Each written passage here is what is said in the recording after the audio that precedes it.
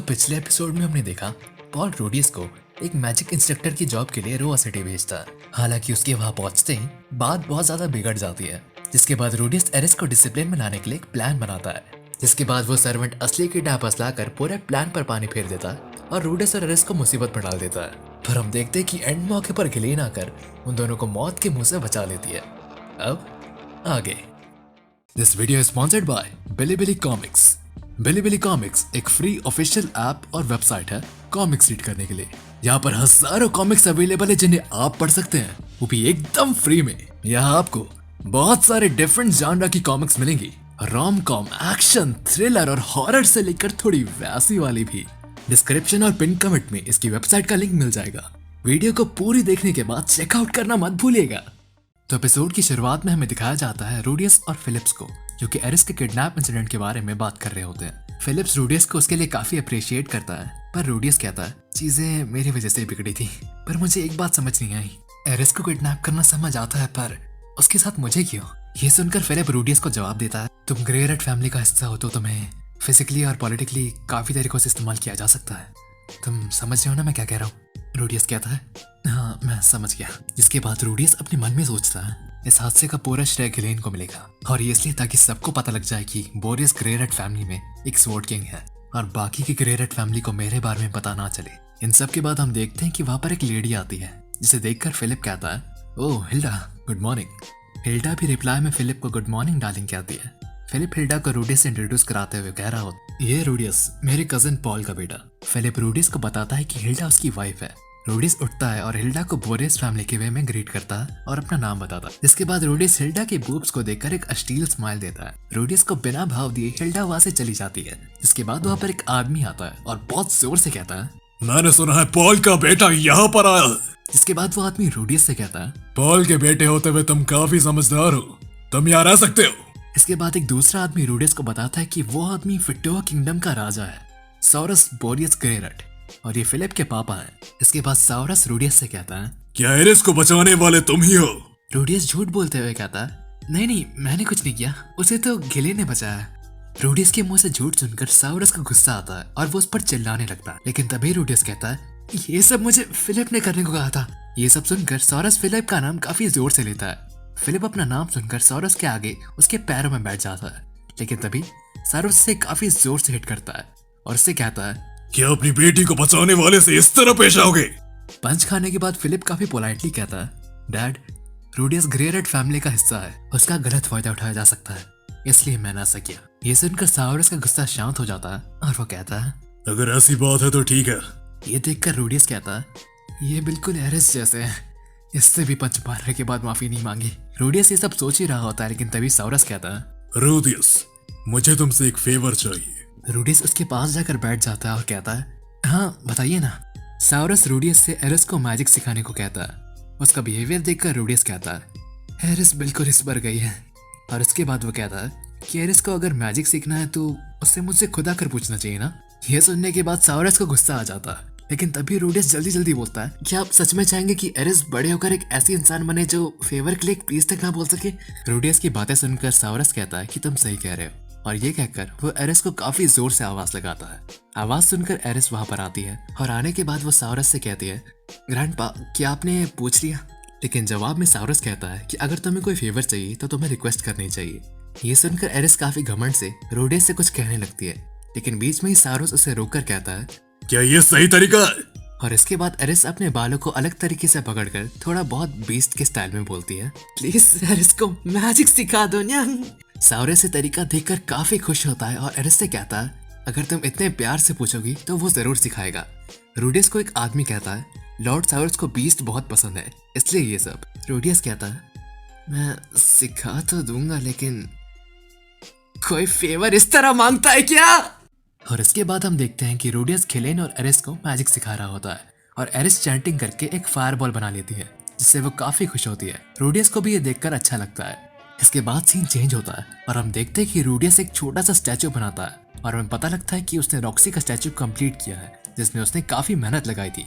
इसके बाद सीन वापस चेंज होता है और हमें दिखाया जाता है कि रोडियस गिलेन को मैथ सिखा रहा होता है, और गिलेन समझ भी रही होती है, लेकिन तभी हम देखते हैं कि एरिस मैजिक की हेल्प से खुद के घर में आग लगा देती है और ऐसा करके वो खुश भी हो रही होती है। लेकिन रोडियस ये देखकर जल्दी से आग को बुझाता है और एरिस से पढ़ने को कहता है। एरिस वहां से भाग जाती है और इसके बाद रोडियस एरिस को ढूंढने लगता है। इसी बीच हमें ये पता लगता है कि रोडियस को राव में 1 महीना हो चुका है और एरिस को पढ़ाई लिखाई बिल्कुल पसंद नहीं। इसके बाद हम देखते हैं कि रोडियस एरिस को ढूंढ लेता है और वो देखता है कि एरिस सो रही होती है। वो पहले तो एरिस को जगाने की कोशिश करता है, लेकिन इसके बाद वो मौका देखकर एरिस के ब्रश दबाने लगता है। जिसके बाद एरिस थोड़ा मुड़ती है पर अभी जागी नहीं होती। अब हमारा रोडियस सोचता है कि वो एरिस के अंडरवेयर चुराएगा। वो उसे उतारने की कोशिश करता है, लेकिन एरिस जाग जाती है और वो रोडियस को ये सब करता देख उसे एक बहुत जोर का मुक्का मारती है। रोडियस को पता लग गया था कि वो अकेले कुछ नहीं कर सकता, इसलिए वो घिलेन की मदद लेने की सोचता है। वो घिलेन के पास जाकर बड़ी मासूमियत से रोने लगता है। घिलेन के पास और कोई ऑप्शन नहीं होता, इसलिए वो रोडियस को एग्री कर देती है। इसके बाद अगला सीन दिखाया जाता है जहाँ रोडियस घिलेन और एरिस को बढ़ा रहा होता है, लेकिन एरिस वहां से जाने ही वाली होती है, इसलिए वो घिलेन को इशारा करता है। घिलेन इशारा देखकर उसके पास्ट के बारे में एक बात बताने लगती है कि उसकी टीम में कुल मिलाकर 6 मेंबर थे, जिसमें 2 स्वॉर्ड्समैन, 1 मैजिशियन, 1 प्रीस्ट, 1 थीफ और 1 वॉरियर था। रोडियस से सुनकर कहता है कि क्या इसमें मेरे मॉम डैड भी थे? घिलेन कहती है हाँ, इसमें तुम्हारे मॉम डैड भी थे। रोडियस घिलेन से पूछता है क्या मैथ्स ना आने के कारण तुम कभी मुसीबत में पड़ी हो? घिलेन कहती है हाँ, जब तुम्हारे मॉम डैड ने शादी कर ली थी उसके बाद से मैं अकेले ही एडवेंचर पर जाती हूँ। मुझे कैलकुलेट करना नहीं आता था, इसलिए मैं 10 दिनों तक बिना खाए पिए रही। मेरी हालत बहुत खराब हो गई थी। एक समय तो ऐसा है जब मुझे जानवरों की टट्टी खाकर जिंदा रहना पड़ा। एरिस ये सब सुनकर काफी इंप्रेस होती है और वो रोडियस को लेसन कंटिन्यू करने को कहती है। इन सब के बाद हम देखते हैं कि रोडियस और एरिस और प्रैक्टिस कर रहे होते हैं और घिलेन उन्हें असिस्ट कर रही होती है। रोडियस कुछ खास परफॉर्म नहीं कर पाता और बीच बीच में अपनी आंखें भी बंद कर लेता है। घिलेन कहती है दुश्मन के हमले के बाद भी डटे रहने का तरीका तुम्हें खुद निकालना पड़ेगा। इन सब के बाद सीन चेंज होता है और हम देखते हैं कि रोडियस अपने कमरे में थक कर बेड पर गिर जाता है और कहता है मैं थक चुका हूँ पर मैं हार नहीं मानूंगा।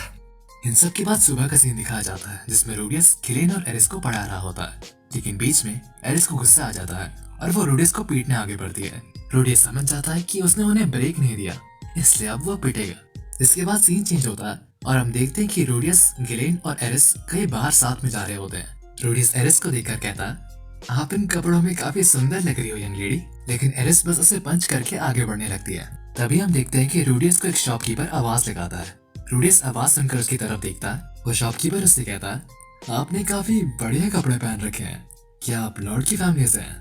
रोडियस हाँ कहता है और उसके बाद वो आदमी रोडियस को एक चीज दिखाते हुए कहता है ये फिटोवा का एक स्पेशल मेडिसिन है, अगर एक आदमी इसे पी ले तो वो बिना रुके लगातार 10 बार अपनी क्षमता बढ़ा सकता है।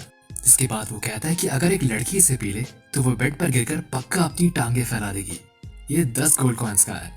रोडियस उसे भी जल्दी से नोट कर लेता है, लेकिन तभी वहाँ पर एरिस आ जाती है और वो रोडियस के नोट्स को देखकर कहती है ये तुमने क्या लिखा है, मैं पढ़ नहीं पा रही। रोडियस कहता है ये मेरे नोट्स हैं, भला तुम इसे क्यों पढ़ोगी? एरिस के जिद करने पर रोडियस उसे बताता है कि इसमें मैंने चीजों के दाम लिखे हैं और वो एरिस से ऐसा कहते हुए एक क्वेश्चन पूछता है एरिस बताओ अगर 4 कॉइन में से 3 कॉइन गए तो कितने बचे? एरिस गलत जवाब देती है और घिलेन एकदम सही।